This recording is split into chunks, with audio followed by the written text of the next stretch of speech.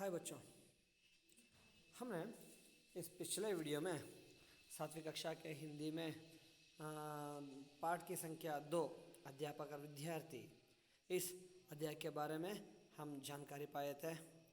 इस अध्याय में हम सरल वाक्यों में चलने वाला, गुरु शिष्यों के बीच में चलने वाला, गुरुजी और विद्यार्थियों के बीच में चलने वाला एक सवाल जवाब ಕುಶಲ ಸಂವಾದ के बारे में जानकारी पायते ಅದಲ್ಲ।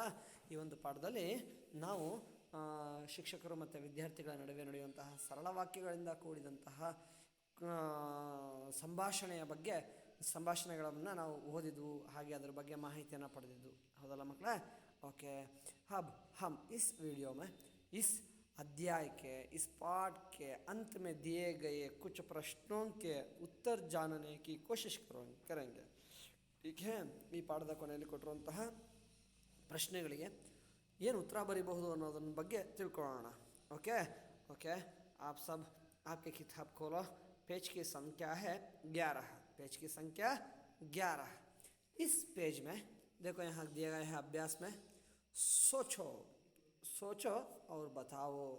सोचना योचना माड़ी और बताओ बताना हेड़ी। सोच कर बताओगे मुझे। ठीक है बच्चों, आपके लिए पहला प्रश्न है। प्रश्न को पहले समझो। ಏನು ಕೇಳ್ತಾ ಇದ್ದಾರೆ ಅನ್ನೋದನ್ನು ಮೊದಲು ಅರ್ಥ ಮಾಡ್ಕೊಳ್ಳಿ, ನಂತರ ಉತ್ತರ ಹೇಳಿ। ಯಾಕೆಂದರೆ ನಾನು ಪದೇ ಪದೇ ಹೇಳ್ತಾ ಇರ್ತೀನಿ ಮಕ್ಕಳೇ, ಉತ್ತರ ಗೊತ್ತಿರುತ್ತೆ, ಆದರೆ ಆ ಪ್ರಶ್ನೆ ನಮಗೆ ಸರಿಯಾಗಿ ಅರ್ಥ ಆಗದೇ ಇದ್ದ ಪಕ್ಷದಲ್ಲಿ ನಾವು ಆ ಪ್ರಶ್ನೆಗೆ ಸರಿಯಾದ ಉತ್ತರವನ್ನು ನೀಡೋಲ್ಲಿ ವಿಫಲರಾಗ್ತೇವೆ। ಸೊ ಹಾಗಾಗಿ ಭಾಷೆ ನಿಮಗೆ ಹೊಸದಾಗಿರೋದ್ರಿಂದಾಗಿ, ಕಳೆದ ವರ್ಷದಿಂದ ಕಲಿತಾ ಇರೋದ್ರಿಂದಾಗಿ ಪ್ರಶ್ನೆಯನ್ನು ಸರಿಯಾಗಿ ಅರ್ಥ ಮಾಡ್ಕೊಳ್ಳುವಂತಹ ಪ್ರಯತ್ನವನ್ನು ಮಾಡಿ। ओके, पहला प्रश्न है, रमेश की बहन का नाम क्या है?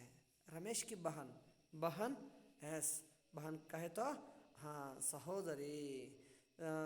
बहन का नाम क्या है? बहन का नाम का मतलब है हेसरो। किसका बहन का नाम? यस, रमेश की बहन का नाम क्या है? क्या कहे तो ಏನು। रमेशನ ಸಹೋದರಿಯ ಹೆಸರು ಏನು? क्या है उसका नाम? हाँ, सोच कर बताना। क्या है? यस, राधा है। रमेश की बहन का नाम राधा है। देखो क्या निकालो, हाँ राधा शब्द जोड़ो। क्या ಅನ್ನೋ ಜಾಗದಲ್ಲಿ ರಾಧಾ ಅಂತ ಬರೆದ್ರೆ ಆಯಿತು, ಅಥವಾ ಹೀಗೂ ಹೇಳ್ಬೋದು, ರಾಧಾ रमेश की बहन है। ठीक है बच्चों। ओके, अब दूसरा प्रश्न, अध्यापक जी का नाम क्या है? अध्यापक है ना, उनका नाम, अध्यापक का नाम क्या है? क्या ಅಂದರೆ ಏನು ಕೇಳ್ತಾರೆ? ಎಸ್, ಅಧ್ಯಾಪक जी का नाम, ಗುರುಗಳ ಹೆಸರು, ಅಧ್ಯಾಪಕರು ಏನಿದ್ದಾರೆ ಅವ್ರ ಹೆಸರು ಕೇಳ್ತಾ ಇದ್ದಾರೆ। क्या है उनका नाम? सोच कर बताना। यस, उनका नाम है पवन कुमार। आप सही बता रहे हैं। सो कैसे लिखोगे इसका उत्तर? ऐसे लिखना चाहिए। देखो वहाँ क्या शब्द है ना, उस शब्द को निकाल दो, वहाँ गुरु जी का नाम लिख दो। ऐसे कैसे लिखना है? यस, अध्यापक का नाम पवन कुमार। क्या ಅನ್ನೋ ಜಾಗದಲ್ಲಿ पवन कुमार बरेरी, अध्यापक का नाम पवन कुमार है। ठीक है बच्चों, ठीक है। अब तीसरा प्रश्न देखो, रमेश का घर कहाँ है? कहाँ का मतलब? यस, कहाँ का मतलब ಎಲ್ಲಿ।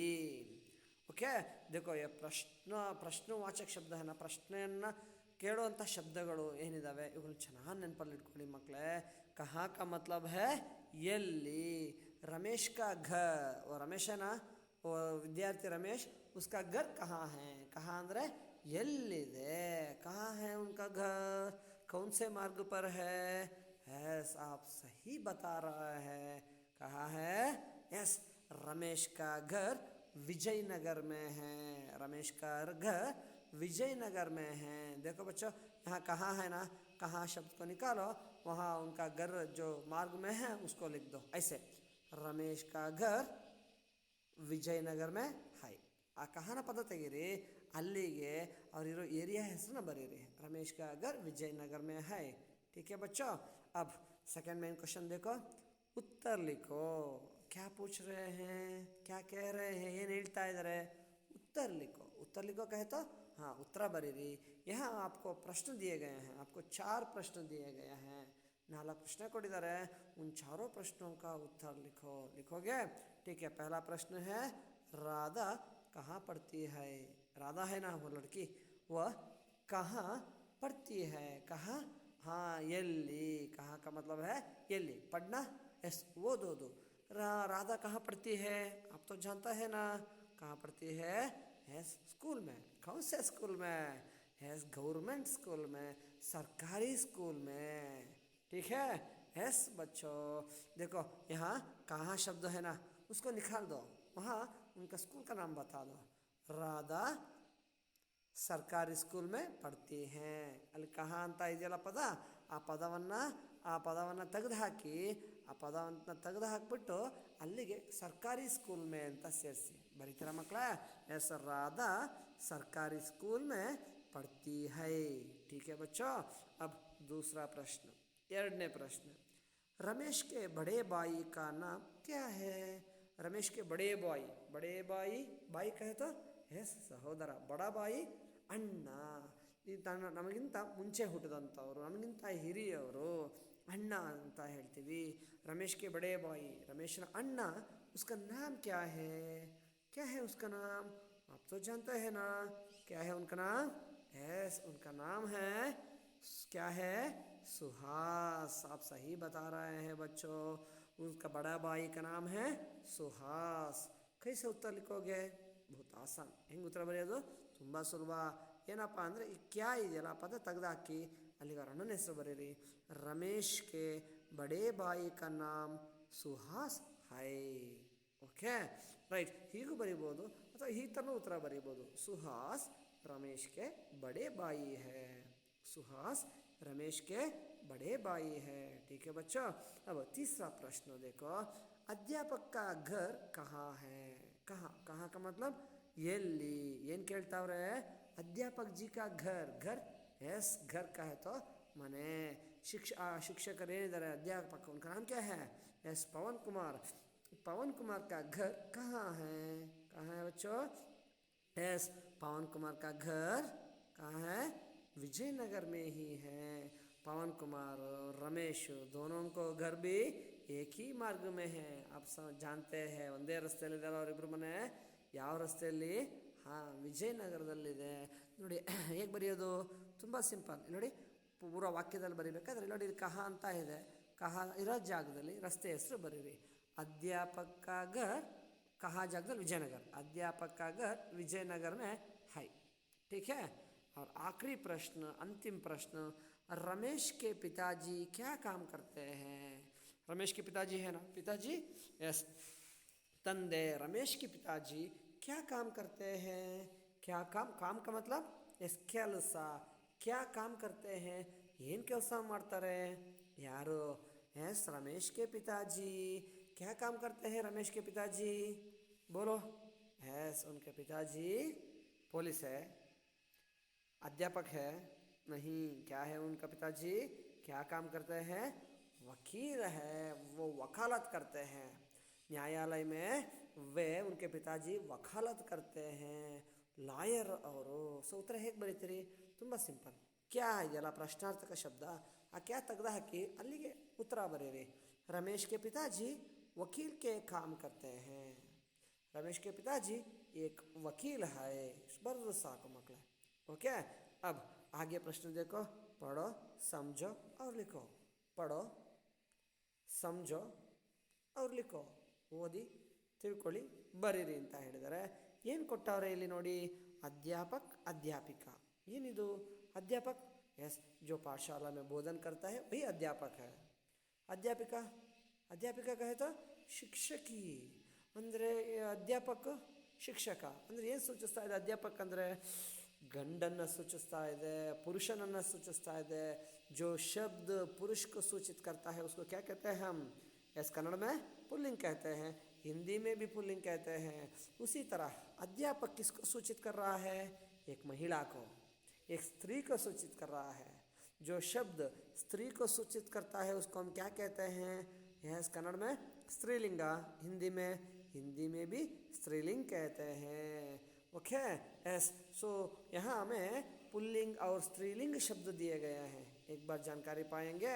एस अध्यापक, इसका स्त्रीलिंग रूप एस अध्यापिका, उनका इसका स्त्रीलिंग रूप है अध्यापिका। उसी तरह बालक, इसका बालक तो पुल्लिंग शब्द है, इसका स्त्रीलिंग रूप कन्नड़ में बालकी, ಕನ್ನಡದಲ್ಲಿ ಬಾಲಕಿ, ಹಿಂದಿ में ಬಾಲಿಕಾ, ಹಿಂದಿ में ಬಾಲಿಕಾ. ನೆನಪಿರಲಿ ಮಕ್ಕಳೇ, ಕನ್ನಡದಲ್ಲಿ ಬಾಲಕಿಯಿಂದ ಅಭ್ಯಾಸ ಆಗಿರುತ್ತಾ, ಹಿಂದಿಯಲ್ಲೂ ಬಾಲಕಿ ಅಂತ ಬರೆದು ಬಿಡ್ತೀವಿ, ಹಾಗಾಗಿ ತಪ್ಪಾಗೋ ಸಾಧ್ಯತೆ ಇರುತ್ತೆ. ನೆನಪಿರಲಿ, बालक का स्त्रीलिंग रूप है बालिका, ठीक है. अगला शब्द देखो, बहन. बहन का मतलब सहोदरी. ये कौन सा शब्द है, पुल्लिंग या स्त्रीलिंग?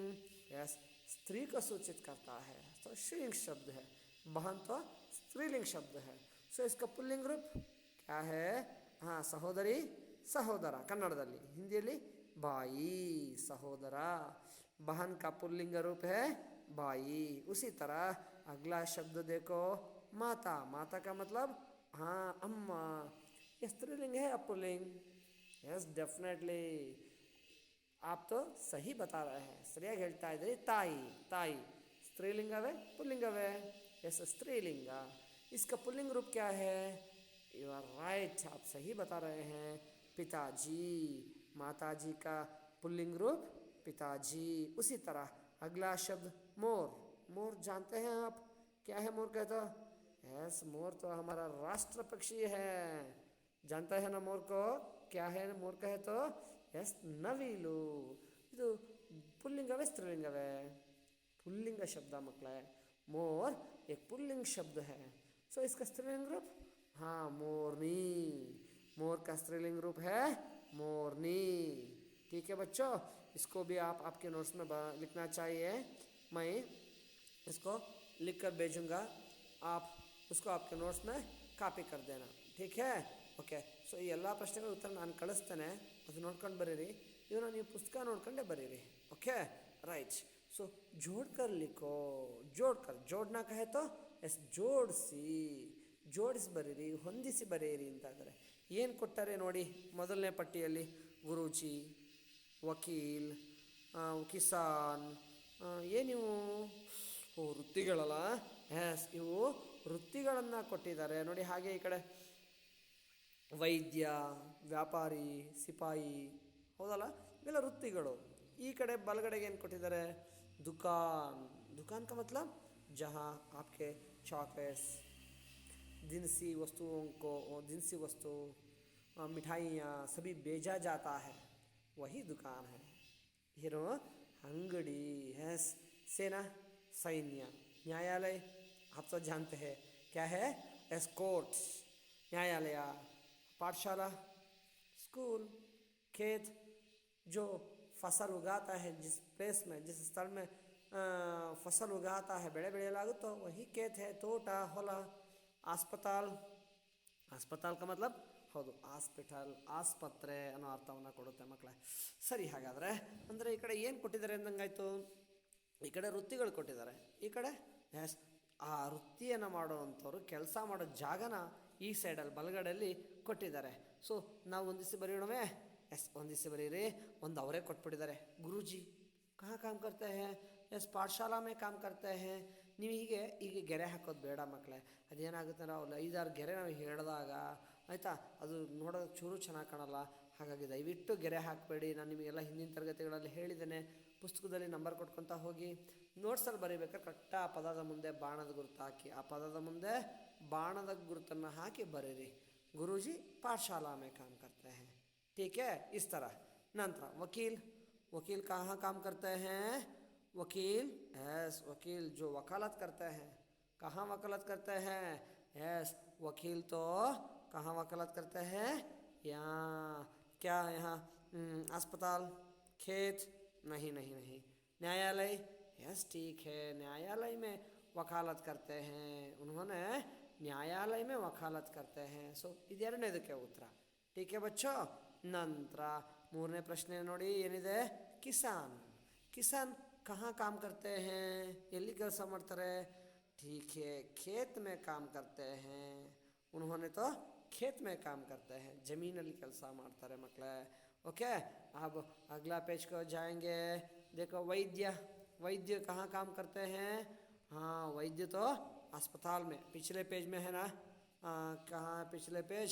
यहाँ अस्पताल, यह ज़रा ठहरो, यहाँ है देखो अस्पताल, नालकने दिखे, ठीक है। अब अगला पेश को जाएंगे। व्यापारी, व्यापारी तो कहाँ काम करते हैं? उन्होंने तो दुकान में काम करते हैं। सिपाही, वो तो सेना में काम करता है। ठीक है बच्चों। अब देखो, अब मेन क्वेश्चन नंबर 5, सही वाक्यों के आगे राइट चिन्ह लगाओ, राइट का निशाना लगाओ। ಅಂದ್ರೆ ಸಹಿ ವಾಕ್ಯಕ್ಕೆ ಆगे ಮುಂದೆ, ಸಹಿ ವಾಕ್ಯ ಸರಿಯಾದ ವಾಕ್ಯಗಳ ಮುಂದೆ राइट का निशाना लगाओ, राइट का निशाना राइट गुर्त हाकि, और गलत वाक्यों के आगे इंटू का निशाना लगाओ। गलत वाक्य है तप्पाದ ವಾಕ್ಯಗಳ ಮುಂದೆ ऐसे ऐसे क्या गलत का निशाना लगाओ, ತಪ್ಪಾಗಿದ್ರೆ ಈ ಥರ इंटू मार्क हाकि ಅಂತ ಹೇಳ್ತಾ ಇದ್ದಾರೆ। ठीक है बच्चों। हाँ, अब हम उसको ढूंढेंगे कौन सा सही है कौन सा गलत है। ठीक है, पहला, गुरुजी का घर विजयनगर में है। इस वाक्य सही है या गलत? सही ना तप्पा? सही है ना, तो कौन सा निशान लगाओगे? राइट और इंटू? यस, राइट मार्क लगाओ।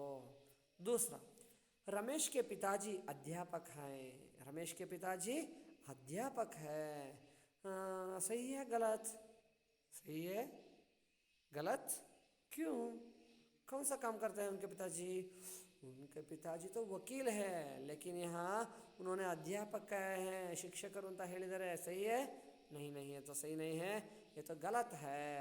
अगला प्रश्न, सुहास रमेश का छोटा भाई है। सुहास है ना, वो रमेश का छोटा भाई है। क्या कह रहे हैं? ಏನು ಹೇಳ್ತಾ ಇದ್ದಾರೆ? ಸುಹಾಸ್ ರಮೇಶ್ का छोटा भाई ಅಂದರೆ ರಮೇಶನ ಚಿಕ್ಕ ಸಹೋದರ, ತಮ್ಮ ಅಂತ ಹೇಳ್ತಾ ಇದ್ದಾರೆ। सही है गलत है? क्यों? ಸುಹಾಸ್ तो बड़ा भाई है, ಅವನ ಅಣ್ಣ, ಅವನು ಬಡೀಲಿ ತಮ್ಮ ಅಂತ ಹೇಳ್ತಾ ಇದ್ದಾರೆ। ಸರಿನಾ ತಪ್ಪ? तप्पलवा? सो कौन सा निशाना? हाँ, इंटू मार्क लगाओ। ठीक है बच्चों? हाँ ठीक है।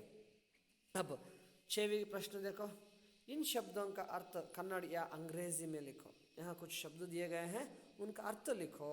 लिखोगे अर्थ? क्या कह रहे हैं? अर्थ बरियಕ್ಕೆ ಹೇಳ್ತಾ ಇದ್ದಾರೆ। ಯಾವುದರಲ್ಲಿ? ಕನ್ನಡ में या अंग्रेजी में? अंग्रेजी एस इंग्लिश, कन्नड़दल्ल अथवा इंग्लिशಲ್ಲಿ ಬರೀರಿ ಅಂತಾರೆ। ಬರೆಯೋಣವಾ? अध्यापक, अध्यापक का अर्थ क्या है? एस अध्यापक का अर्थ है जो पाठशाला में पाठ पढ़ाते हैं, उनको ही अध्यापक कहते हैं। इसका अर्थ है एस ಶಾಲೆಯಲ್ಲಿ ಅರ್ಥ ಪಾಠ ಮಾಡುವಂಥವ್ರು ಯಾರು? ಶಿಕ್ಷಕರು। ಎಸ್, ಇಲ್ಲಿ ಬರ್ಬಿಡಿ ಮಕ್ಕಳ, ಶಿಕ್ಷಕರು ಅಂತೇಳಿ। ओके। दूसरा, बाई, बाई, बाई का मतलब? ठीक है, रमेश, सुहास रमेश के बड़े भाई हैं। ठीक है ना? सो बाई कहता ಎಸ್ ಸಹೋದರ, ಒಡ ಹುಟ್ಟಿದವರು, ಅಣ್ಣ ಅನ್ನಂತ ಸಹೋದರ ಅಂತ ಬರ್ತದೆ। ಓಕೆ। ನಂತರ 3ನೇ ಪ್ರಶ್ನೆ, बहन, बहन एस, बहन का मतलब है एस राधा, राधा रमेश की बहन है। बहन हौदू, सहोदरी। ठीक है बच्चा। उसी तरह घर, घर का है तो घर का मतलब है एस मने, मने ಅಂತ ಬರೆದು ಬಿಡಿ, इज इक्वल टू ಹಾಕಿ ಮುಂದೆ ಬರೀರಿ। काम, काम का मतलब है एस, काम का मतलब ಕೆಲಸ, कार्य ಅಂತ ಬರೀರಿ ಮಕ್ಕಳೇ। वकील, जो वकालत करता है वही वकील है। कन्नड़ में एस ನ್ಯಾಯವಾದಿ, लॉयर, इंग्लिश में लॉयर, कन्नड़ में ನ್ಯಾಯವಾದಿ ಅಂತ ಹೇಳ್ತೇವೆ। ओके बच्चों। अब यहाँ कुछ संयुक्ताक्षर दिए गए हैं। संयुक्ताक्षर को तो आप जब हमसे मिलेंगे तब हम उनके बारे में जानकारी देंगे। ठीक है बच्चों। अब यहाँ कुछ दिए गए हैं, देखो, अन्य लिंग रूप लिखो। कहाँ है अन्य लिंग रूप? यस, नीचे है, देखो यहाँ नीचे अन्य लिंग रूप लिखो। ಏನಂತ ಹೇಳ್ತಾ ಇದ್ದಾರೆ? ಅನ್ಯ ಲಿಂಗ ಅಂದರೆ ಲಿಂಗಗಳು ಎಷ್ಟು ವಿಧ ನಿಮಗೆ ಗೊತ್ತಿರಂಗೆ ಈ ಎರಡಕ್ಕೆ ಹೇಳ್ತಿರಲ್ವಾ? ಒಂದು ಗಂಡನ್ನು ಸೂಚಿಸೋ ಪುಲ್ಲಿಂಗ, ಇನ್ನೊಂದು ಹೆಣ್ಣನ್ನು ಸೂಚಿಸೋ ಸ್ತ್ರೀಲಿಂಗ, ಹೌದಾ? सो बहन, यह पुल्लिंग है स्त्रीलिंग? स्त्रीलिंग है, तो हम क्या लिखना है? पुल्लिंग शब्द लिखना है। बहन का पुल्लिंग रूप क्या है? यस, बहन का पुल्लिंग रूप है, बहन तो स्त्रीलिंग शब्द है, इसका पुल्लिंग रूप है ಏನು? Yes, by. इसका बाण गुर्ताक बरेरे मकड़े, बाई। और पिताजी, पिताजी अप्पा, इसका स्त्रीलिंग रूप अम्मा, हिंदी में माताजी। लिखोगे? ठीक है। विद्यार्थी, पुल्लिंग या स्त्रीलिंग है? यस पुल्लिंग शब्द है। इसका स्त्रीलिंग रूप विद्यार्थिनी, इसका स्त्रीलिंग रूप है विद्यार्थिनी। बाण गुर्ताक बरेरे। अध्यापक, अध्यापक पुल्लिंग है स्त्रीलिंग? ये तो पुल्लिंग शब्द है, ಇದು ಪುಲ್ಲಿಂಗ ಪದ, ಇದರ ಸ್ತ್ರೀಲಿಂಗ ರೂಪ ಎಸ್ ಅಧ್ಯಾಪಿಕಾ. ಕನ್ನಡದಲ್ಲಿ ಅಧ್ಯಾಪಕಿ ಅಂತ ಹೇಳ್ತೀವಿ, ಹಿಂದಿಯಲ್ಲಿ ಅಧ್ಯಾಪಿಕಾ ಅಂತ ಹೇಳ್ತಾರೆ. ಓಕೆ ಬಚ್ಚೋ. और और अगले पेज में और कुछ प्रश्न दिए गए हैं. देखो, अन्य वचन रूप लिखो. अन्य वचन रूप, अन्य वचन ಎಸ್ ವಚನ ಬದಲಾಯಿಸಿ ಬರೆಯಿರಿ ಅಂತ ಹೇಳಿದ್ದಾರೆ. ಏಕವಚನದಲ್ಲಿ ಕೊಟ್ಟಿದ್ದಾರೆ, ಬಹುವಚನದಲ್ಲಿ ಪರಿಚಯ ಉಂಟಲ್ಲ ನಿಮಗೆ. ಕೇವಲ ಒಂದು ವಸ್ತುವನ್ನು ಸೂಚಿಸುವಂಥ ಶಬ್ದಗಳು. ಈಗ ಉದಾಹರಣೆಗೆ ಪೆನ್ನು, ಹುಡುಗ, ಎಲೆ, ಹೌದಲ್ಲ, ಕೆಲವೊಂದು ವಸ್ತು ಸೂಚಿಸ್ತವೆ, ಸೊ ಏಕವಚನ ಅಂತೀವಿ. ಎಲೆಗಳು, ಹುಡುಗರು, ಇವು ಒಂದಕ್ಕಿಂತ ಜಾಸ್ತಿ ಜನನ, ಜಾಸ್ತಿ ವಸ್ತುನ ಸೂಚಿಸ್ತವೆ, ಇವಕ್ಕೆ ಹೌದು ಬಹುವಚನ ಅಂತ ಕರೀತೇವೆ. ಸೊ ಘರ್, घर घर एकवचन या बहुवचन? हाँ, ये तो एकवचन शब्द है. इसका बहुवचन रूप एस, इसका बहुवचन रूप है घरों. इसका बहुवचन रूप घरों. घरों इसके सामने ऐसे आरो मार्क डाल के लिखना चाहिए घरों. मैं इसके सारे नोट्स आपको भेजूंगा बच्चों. ओके, आप आपके नोट्स में लिख लो. और दूसरा शब्द पत्रिका, इसका बहुवचन रूप पत्रिकाए. इसका बहुवचन रूप है पत्रिकाए. यहाँ स्क्रीन में ठीक से नहीं दिखाई देगा बच्चों. मैं आपको ठीक से लिख के दूंगा बाद में. पत्रिकाएं. बच्चा, इस बच्चा का बहुवचन रूप बच्चों, सर बच्चे, ठीक है. शहर, शहरों, ऐसे लिखना चाहिए, ठीक है. बस के बाद में अपने प्रश्न नोड़ी.